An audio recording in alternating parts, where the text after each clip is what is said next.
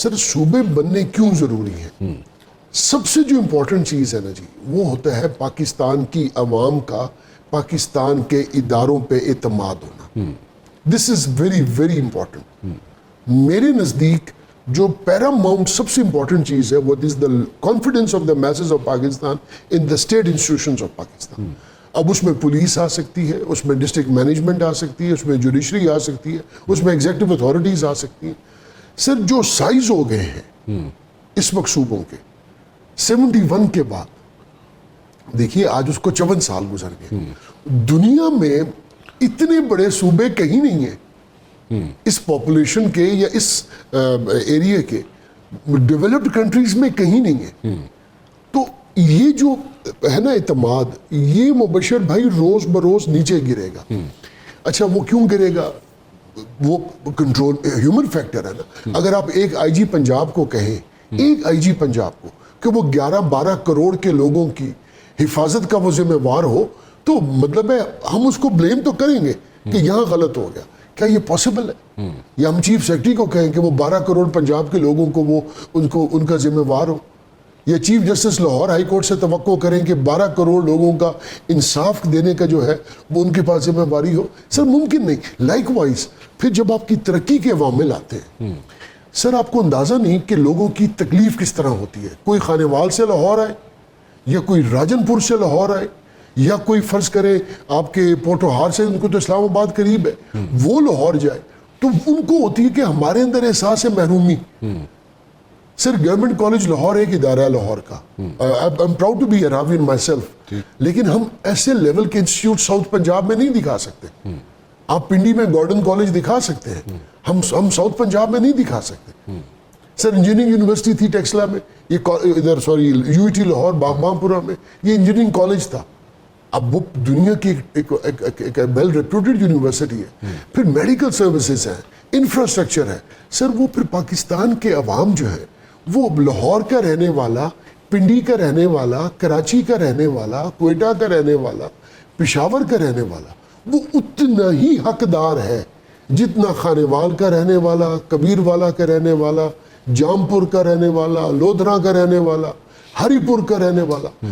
میں اس لیے سمجھتا ہوں کہ ایک تو لوگوں میں اعتماد آئے گا اسٹیٹ انسٹیٹیوشنز پہ, نمبر 2 گورننس بہت بہتر ہوگی, نمبر 3 لوگوں کا جو حق ہے وہ بہتر طریقے سے ان کے پاس پہنچے گا, نمبر 4 سر یہ جو ہماری کاؤنٹر ہم پچھلے 20 سال سے, مجھے یہ بات اگر آپ اجازت دیں گے, پچھلے 20 سال سے 2008 سے ہماری army is in state of war, یا خیبر پختونخوا میں یا بلوچستان میں یا ماضی کے جس کو آپ فاٹا کہتے تھے.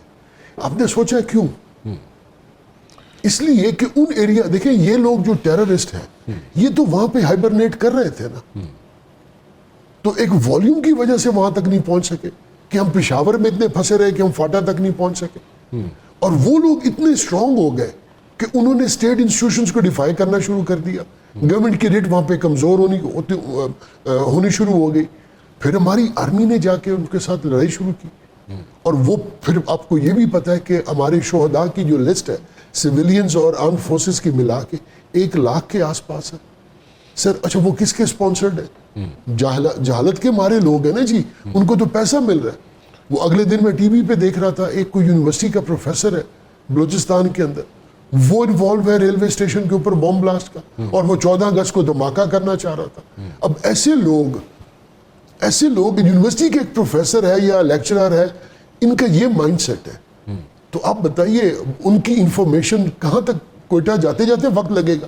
تو سر چھوٹے صوبے ہوں گے, آپ کی اسٹیبلٹی آئے گی. نمبر 2 آپ کی ٹیررزم میں میں سمجھتا ہوں مبشر بھائی سبسٹینٹیو ڈاؤن فال آئے گا. آپ کی آخری بات تھی کہ کنسنسس کیوں نہیں ہوگا؟ پیپلز پارٹی کے جو سینئر لیڈرشپ ہے وہ کہہ چکی ہے, اور اگر کہیں مشکل آئے گی تو پھر جو ٹھیک کنسنسس کروانے والے ہیں وہ کروا بھی دیں گے. ٹھیک ہے, بالکل صحیح, بالکل ٹھیک ہے. اچھا ایک تھوڑا سا میں جاؤں گا 4 days کا جو کانفلکٹ کہتے ہیں لوگ, سو کالڈ 4 days کا کانفلکٹ انڈیا پاکستان کا. I call it so called because میرے خیال میں وہ 1.5 گھنٹے کا کانفلکٹ تھا, 4 دن کا نہیں تھا. سو اینی ویز نہیں زیادہ کا تھا. چلو 3 گھنٹے 45 منٹ کر لینے 4 گھنٹے پہ کمپرومائز کر لیتے ہیں جی. چلو نہیں 3 گھنٹے 45 وانٹ ٹو بی پریسائز رہے. اوکے 3 گھنٹے آپ 20 منٹ دینے کو تیار نہیں. نہیں میں نہیں. سو اینی ویز 3 گھنٹے 45 منٹ کا کانفلکٹ, ٹھیک ہے, اس میں ملیٹریلی آپ نے بیٹ کر دیا انڈیا کو, ٹھیک ہے, الحمدللہ, اور اس کی جو ہیجمنی تھی اس کو فارغ کر دیا. Yes. اور وہ جو اپنے آپ کو انڈیا مارکیٹ کرتا رہا پچھلے کئی سالوں سے ویسٹ کے آگے کہ میں اس ایریے کا تھانے دار ہوں اور میں جناب I am the one who can like assert over here, یا ٹکر پہ جا سکتا ہوں چین کے. چین تو بڑی دور کی بات ہے, وہ تو پاکستان میں فارغ ہو گیا, ٹھیک ہے, اور 3 گھنٹے 3.5 گھنٹے میں فارغ ہو گیا. مائی کوشچن از,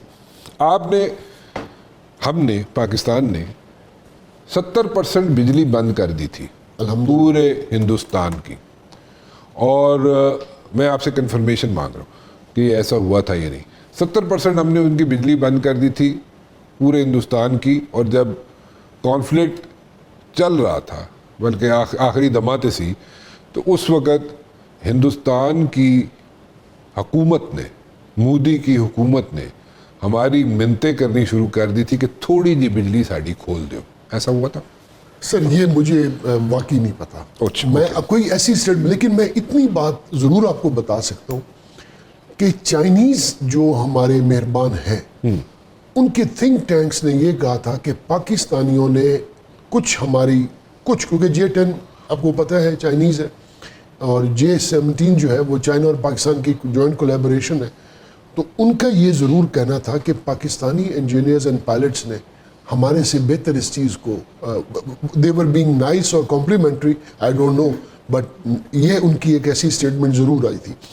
اتنا کیا اسٹیٹمنٹ تھی کہ پاکستانی انجینئرز ہیو ایکسیلڈ, ہمارے سے بہتر پرفارم کر گئے ہیں. انہوں نے یہ کہا کہ جو مشینز ہم نے جوائنٹلی بنائی تھی, اگر ہمارے انجینئرز یا ہمارے پائلٹس اس کو چلاتے تو وہ پاکستانی پائلٹس کو انہوں نے کمپلیمنٹ کیا کہ ہمارے پاکستانی پائلٹس نے چائنیز پائلٹ سے اس کو وہ بہتر پرفارم کیا. لیکن میں آپ کو یہ بتاؤں کہ چائنا, ٹرکی, سعودی عربیہ, یہ جو 3 ممالک ہیں, یہ پاکستان کے ساتھ مطلب اب اس وقت ہماری جو پاکستانی قوم ہے نا, اگر یہ اقوام ہم سے خون مانگے تو پاکستانی ان کے قرض دار ہیں.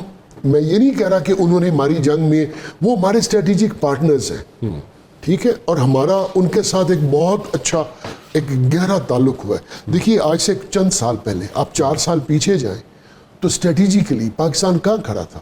ٹھیک ہے جی. آج بنگلہ دیش دیکھیں کہاں کھڑا ہے. آپ کے deputy prime minister went to Bangladesh, probably وہ آج واپس آئیں گے. سر ہم کہاں کھڑے ہیں ایران کے ساتھ, ہم کہاں کھڑے ہیں ترکی کے ساتھ, ہم کہاں کھڑے ہیں چائنا کے ساتھ, اور مجھے یہ بتائیے ہم کہاں کھڑے, اور انڈیا کہاں کھڑا ہے ان ممالک کے ساتھ؟ 0/0. تو اس کو اس کے پیچھے کون ہے؟